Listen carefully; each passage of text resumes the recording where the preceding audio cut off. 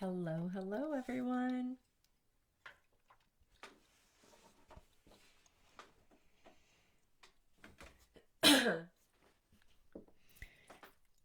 As I sat down and started writing today, I'm in the Midwest in the United States, and I heard the robins outside chirping. Oh, you guys, spring is almost here for me.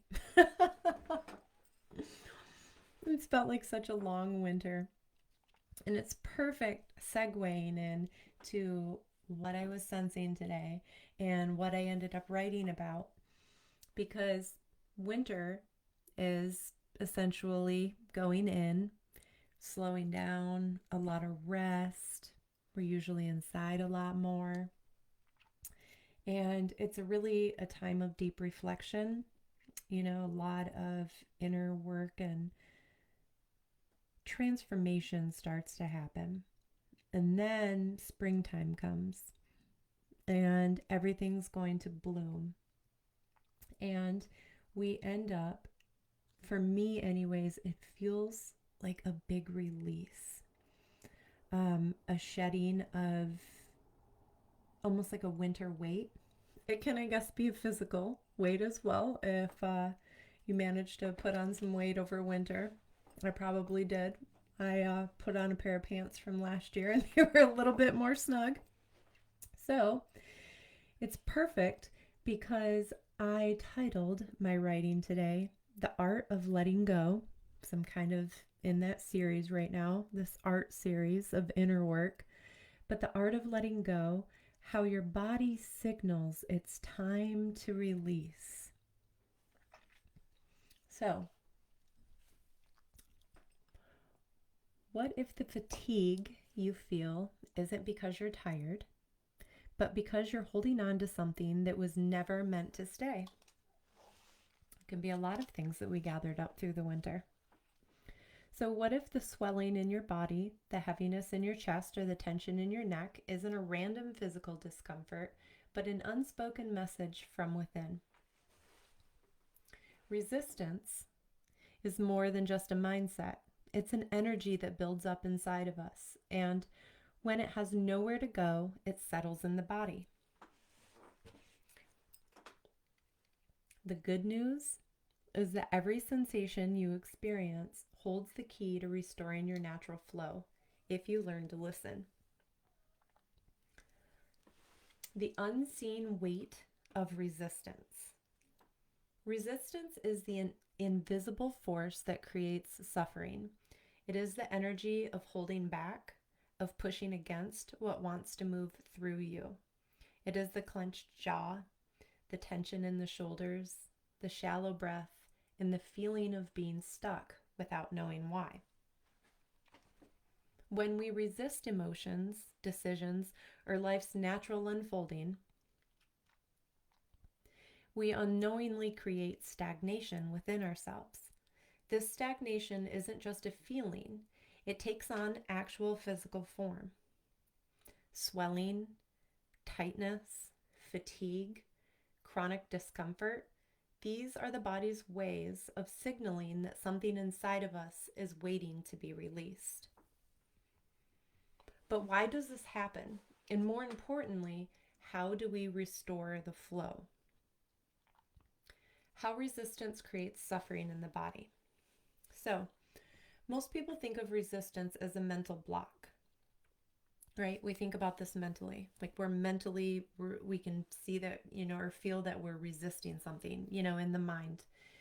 So maybe it's like procrastination, avoidance, self sabotage, but actually, resistance isn't just in the mind, it's in the body. It's in the energy that stops moving, the emotions that never got expressed, and the choices we hesitate to make. So here's what happens when we resist feeling, acting, or allowing life to unfold. Number one, stagnation sets in. So it would be like if you, for an example, thinking of something right offhand, if I resisted, moving from the winter season to the spring season, And I just tried staying in that winter energy, more hunkered down, staying inside more, um, maybe eating heavier foods because I tend to eat with the seasons, and just kept staying there, right? That's stagnation builds up. It's more of a opening, blooming for spring and allowing yourself to move into the new season. So imagine like also a river that stops flowing. The water becomes murky, dense, and heavy. It's the same thing happens in the body, right? We hold back emotions. So maybe you say, like, we suppress our truth, or when we avoid necessary change. Like what I said about, going into the new season. It's, a new change, a new season. We're moving into it. So when you resist that, the energy stops moving and it can lead to multiple different things in the body. So, one, for example, swelling and inflammation. So, the body's way of storing unprocessed emotions can be, it can come up as swelling or inflammation. So, it could come up as chronic fatigue. So, and what I'm talking about right now are, energetic forms. I'm not talking about, how you go to the doctor and you get an actual diagnosis of something. I'm talking about beyond that because it's my favorite thing to talk about. And beyond that is the energetic realm of it. And it's the most interesting part to me. So, swelling and inflammation is energetic information in the body. So, it's your body's way of storing unprocessed emotions. And that's what I mean. Chronic fatigue, same thing. Energy is being used to hold on rather than flowing freely. We'll say aches and pains energetically. Areas of the body that store resistance often become tense and uncomfortable. So, number two, the body compensates. So, the body is wise. It's really wise. We don't necessarily treat it that way, but it is. It will always try to keep us balanced. So, our body is this entire ecosystem, just like the planet. And its job, what it does is to maintain homeostasis in an ecosystem. So, it's going to maintain balance at all cost. So, when resistance builds up, the body works overtime to compensate. So, you may experience then symptoms like tightness in the chest or the throat because let's say you have suppressed emotions that were never expressed, or shallow breathing, right? Shallow breathing, a sign that energy is not circulating freely. Digestive discomfort, metaphorically and literally, the inability to process something in your life. Number three, fatigue. It isn't just physical, right? Exhaustion doesn't always come from doing too much. I know this firsthand. When I stepped away from my full-time career as a registered nurse, I did like nothing for months. And I mean, I was getting out of bed, I was showering, I was getting dressed, I was feeding myself. Like, that was like how I knew that I'm like, okay, I'm at least doing the basics of life for myself, right? But I wasn't doing a whole lot at home for a while, and I just was so exhausted, but I wasn't doing anything that should have been making me so exhausted, right? So that's what I'm talking about. Exhaustion doesn't always come from doing too much. So sometimes it comes from holding too much. And that's exactly what was happening, in my system. I was holding on to years, maybe lifetimes worth of unprocessed emotion. And when we resist emotions, truth, or necessary changes, it we literally use up our life force energy. I didn't have any left for like my day to day because I had stored everything up. Like, and it was exhausting me. So I didn't have my actual life force available to me like how I should have. The result, deep fatigue that no amount of rest could fix. And that's how it was for me. And the weirdest part was is I wasn't even actually like tired. But at the same rate, I had like no energy to do all of the things I was normally doing because I was in this huge phase of transition. And so I'm going to give you a couple of keys to restoring this flow. These are things that I did to help myself restore my natural rhythms and then create what I call now a state of rhythmic being, is living that as your life. And as the natural rhythms start to unfold in you, it goes more and more and more. And it becomes your way of being in rhythm with your life and living like that. So, just to get started, um, a couple of key tips to help restoring your flow and turning sensation in your that you feel in your body, the sensations, into actual release. So the flow of energy starts happening again. So a way out of resistance isn't force. Okay, we're not going to get there from force. It's actually awareness, and the body is always speaking to us. It's always guiding. It's always trying to return to its natural state of balance. So I see it as in a lot of these things that we get diagnosed with, or these labels that we take on, they don't create that, right? And at least not the way I see it.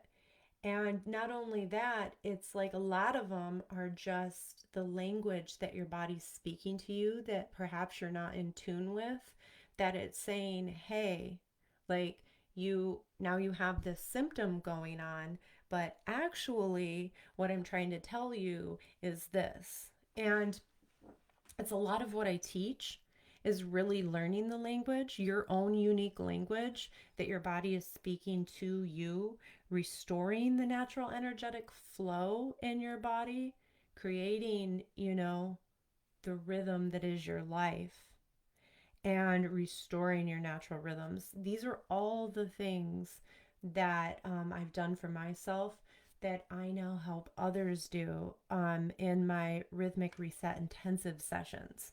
So, and then I also have my free 3-part guided healing audio series that I've also linked in the notes for this, that you can download and get instant access to help restore flow, balance your energy, rewire memory, and release pain. So a lot of this gets stored up as pain in the body, and then everything's aching, or you're getting a diagnosis of chronic fatigue or fibromyalgia.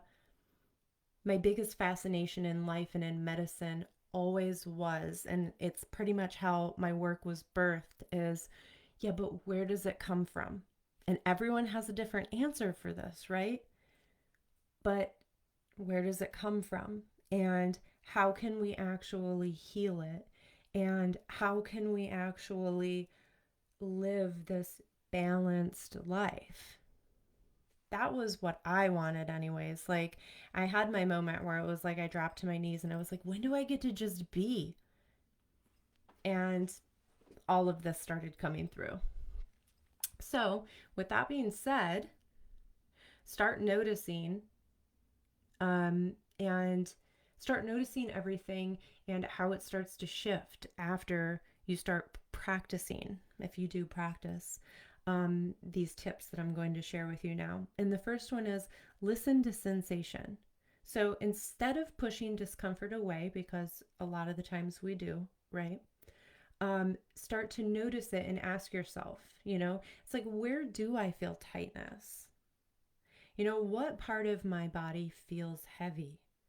If this sensation could speak, what would it say? And this is where it becomes an interesting intuitive practice. The mind wants to come in and kind of take over, but you just sit with the sensation and listen and intuit the information. And this really is a practice. Um, the body never lies. When we pay attention, we begin to understand what we've been holding on to. So the first one, listen to the sensation and ask those questions. Where do I feel tightness? What part of my body feels heavy? If this sensation could speak, what would it say? And then begin to understand what you've been holding on to. Number 2, give the energy a path to move. So every emotion is energy. And when it has nowhere to go, it gets trapped. And the key to restoring flow is to allow the movement. So breathing deeply, because oxygen is life force. So inhale fully. Big deep inhale from the belly. And then exhale fully. And let your breath actually create space. This is why they teach this in yoga. It's why breath work is taught in so many different embodiment, somatic practices, because the breath is what connects you. It's the bridge. Let sound move through you, humming, singing, even making small noises to help move energy. So shake off the weight. Gently, move the body. It can unlock different stored tensions or whatever you might be feeling that feels like resistance has settled. So just kind of like shake it off. Any kind of gentle movements, really. What I like to do? You don't have to have a yoga practice. You don't have to have some exercise routine. You can just let yourself every day naturally move in the ways that feel good to you. Like I always just have a yoga mat out. I have my foam roller out. I'll set a timer and, 20 minutes, 30 minutes, however long. Put some music on that's, relaxing, soothing, maybe a little bit more upbeat depending on how you're going about this. Set your timer and just move with it and just let yourself go and see how you intuitively move. So number 3, allow the release without any kind of judgment, okay? Releasing doesn't always have to look graceful. I have spaces where I can go to where I'm completely alone, where I can just move in any way that I want to. And nobody's going to see me. I'm just doing my own thing. And then release without having any judgment even of yourself. So it doesn't have to look graceful. It might look like tears coming out of nowhere. It might be a big yawn. It might be a sudden wave of exhaustion even that you feel. And you're just like, and you sigh it away. Or it might be ridiculous laughter. I mean, I've had those moments too, where something is just, it's a hilarious laugh. And you can tell when it's like a really solid release and it feels so good. And it's your body resetting, right? Like the more you allow it to do this, the freer you actually become. So resistance versus flow as a daily practice, right? So I can say all of those things or give you, steps or tips or whatever, but what's it actually look like as a simple daily practice? So the body's always giving feedback. Every sensation, every discomfort, every tightness, is a message. So when we ignore these signals, the resistance builds up. But when we tune in and we listen, we can restore natural flow that has always been, right? So a simple daily practice. It's just 4 simple steps, okay? Pause and notice once a day. Close your eyes and just kind of scan your body. Where do you feel constriction? Like if I just pause for a moment right now, mine is in my left hip. It's been in my left hip for a little while now. I have been processing through this myself. I do these things every day. So pause and notice. And then number 2, breathe and invite. So inhale deeply into the area and ask, what do you need? And this is the best part, is that each day it will be different. Maybe it'll be different at different points of the day if you ask yourself a couple of times. And so you're not putting this in any kind of strict routine. You're getting into the flow and having this real time, right here, right now relationship with your body. So you're saying, what do you need? You know, when I did this with my hip this morning, it's like open, right? So you can get into different poses like I did on my yoga mat to open my hips. My hips got really tight working long shifts, hard, heavy work, for hours and hours, days and days, weeks, months, years, and it all adds up. And it was like my self-care used to be like a recovery program. And now I feel like I actually have true self-care. Before I didn't. I was like really trying, but it was more like a recovery program for me before. So all of this now is just a breath of fresh air. So move and express. Stretch, sigh, move, do whatever feels like a release. That was number 3. So number 1, pause and notice. Number 2, breathe and invite. Number 3, move and express.